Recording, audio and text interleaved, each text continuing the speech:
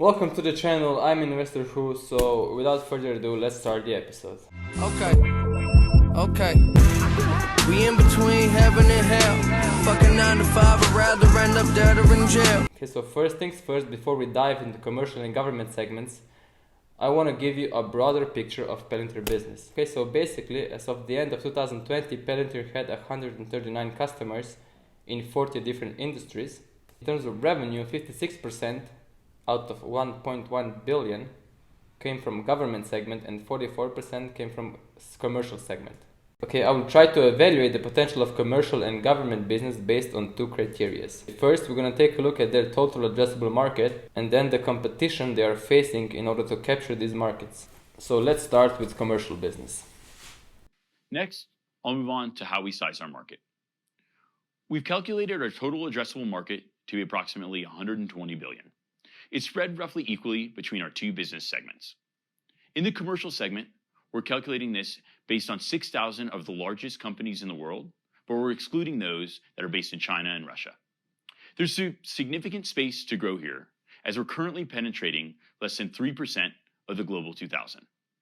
On the government side, we see similar opportunity for expansion both in the US and abroad. And given the growing instability in the world today, our products will be needed more than ever. Okay, it's practically impossible to pinpoint the exact size of Palantir addressable market, and that is simply because their software can work in basically every industry.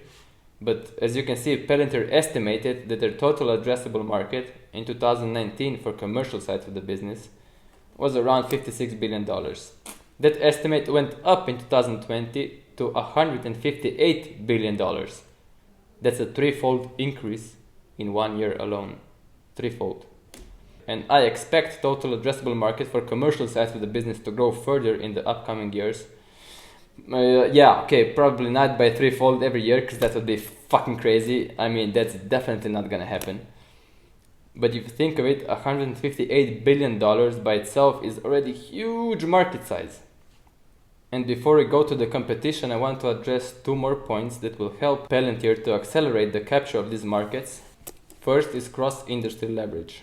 The real power is the cross-industry leverage that we've been getting. How our digital twin capabilities improve oil production, but also drive how someone should do PPE allocation at a national level, or how the experiences optimizing F1 race cars drive the experiences of optimizing wind energy production.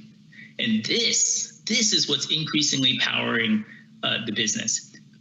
And so you see this in the depth that we're achieving within these verticals, but the acceleration and the application we have to new industries and new verticals as we approach them. Okay, so cross-industry leverage basically means that the experiences from one industry can be applied when optimizing business operations in totally unrelated, totally different industries. And what this does is massively accelerate the penetration to different industries, different sectors, and so on. And that's all fantastic, but bear with me because things are about to get even crazier. Okay, so in addition to supporting individual institutions, our platforms have become central operating systems for entire industries and sectors. Our work with Airbus soon grew into Skywise, our aviation platform that has become the central operating system of the airline industry. And these operating systems allow our software to be distributed at scale to institutions within given industries. Okay, for example, Skywise is our aviation platform that we have developed in partnership with Airbus. Our approach with Airbus involves a collaborative go-to-market strategy to distribute the Foundry platform across the aviation industry. The adoption of our software has been swift. Since June 2017, Skywise has expanded from 0 to more than 100 airlines on the platform. Each one is now an existing or potential customer. Okay, it gets better. We are working on similar partnerships in the insurance, healthcare, automotive, and government sectors, which we anticipate will have a significant impact on our business moving forward. I mean, they are building operating systems for entire industries. And each company in such an industry is a potential customer. And that's thinking outside of the box on a whole new level. I mean, nobody even attempted to do something like this before, and that's why I believe in these crazy motherfuckers. I mean, they are doing things that others are not even aware are possible. And yeah, I mean, I don't know why people are still sleeping on them, but I guess that's okay, just give us more time to invest in them early. Okay, as far as competition goes, Palantir faces two kinds of competitors. Okay, so the first competitors are the customers themselves and their desire to build their own in-house custom solutions. We compete against our customers, more specifically against our customers' desire to build their own solution internally. And what we can do in 3 days to 3 weeks, they promise to do in 3 years, but that's not sufficient. It's not a sufficiently compelling proposition. Historically, periods of macro instability or crisis have been a huge tailwind for us. The global financial crisis, ISIS attacks in Europe in 2015 and 2016, the present day COVID, and it's a tailwind for us because it means that the competitive alternative of building your own solution in 3 years or more is just not viable. It's just not feasible. So let's take a step back and kind of think about how do we see the problem? What do we see our customers facing? Our customers have had various challenges that they've needed to solve over time.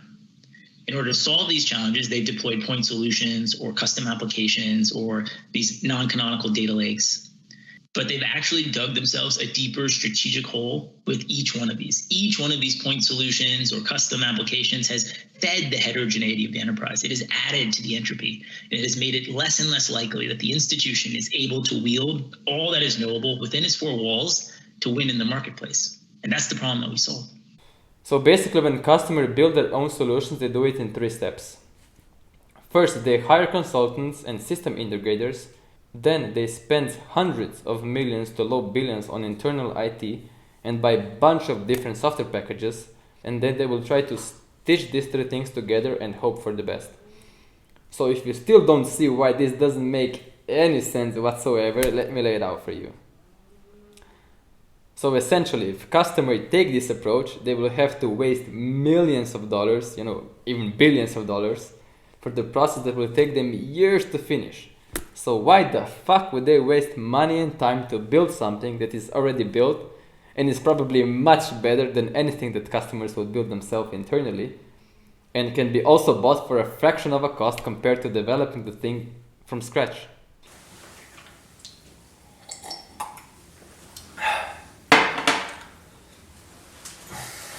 And you can say that the second competitors are data analytic companies that are competing to sign the same customers as Palantir.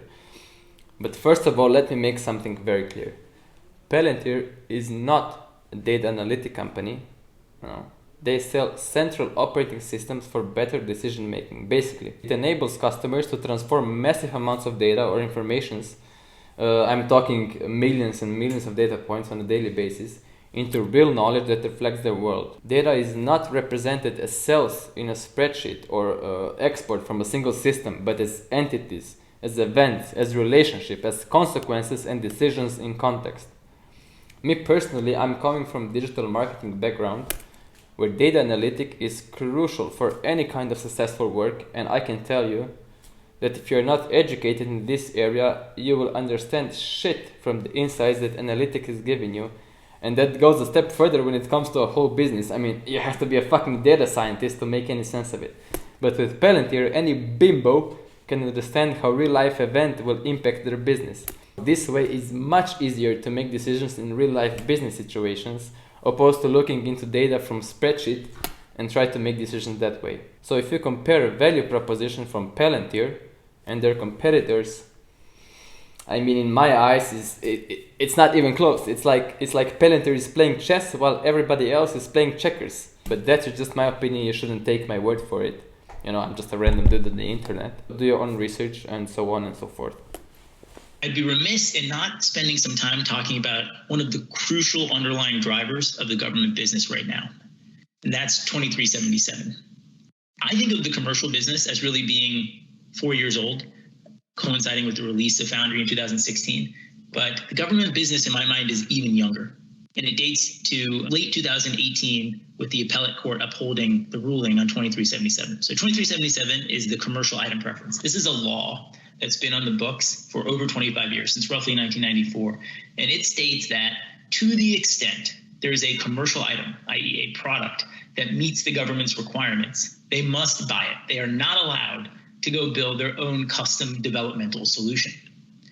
And if you remember what we've been talking about in terms of who is our competition, well, it's the customer and their desire to build their own custom solution. You can see how powerful this ruling should be. So if we look at our Army revenue over time, you can see that there's a very clear inflection point between 2018 and 2019. And that coincides with the appellate court ruling. And for the first decade of our relationship with the Army, the revenue was flat. There's work in there that we are incredibly proud of. Work in Iraq and Afghanistan and helping soldiers. It's awesome. But we were consistently losing to the competition, which again is the Army itself and the desire to build their own solution. In 2016, the Army did a procurement, and the procurement excluded us from competing because it would only consider custom and developmental solutions. And so we sued and we won. The government appealed, and the appellate court upheld the lower court's ruling. It's worth mentioning that, between the appeal and the actual ruling, the Army had already started changing how they were thinking about acquisition and procurement to enable software and commercial items having the necessary sort of preference. And on the back of that, we've won multiple Army contracts. We've become a program of record for logistics in the Navy. We've expanded into the Air Force, Space Force, and Coast Guard.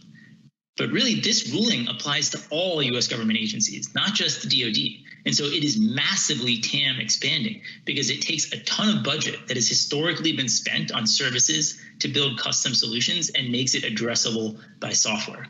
And we have been investing in software in this category for over 15 years, and so are uniquely positioned to take advantage of that. Okay, so basically this law forces government agencies to use commercial solutions if they're good enough to use before building their own custom solutions.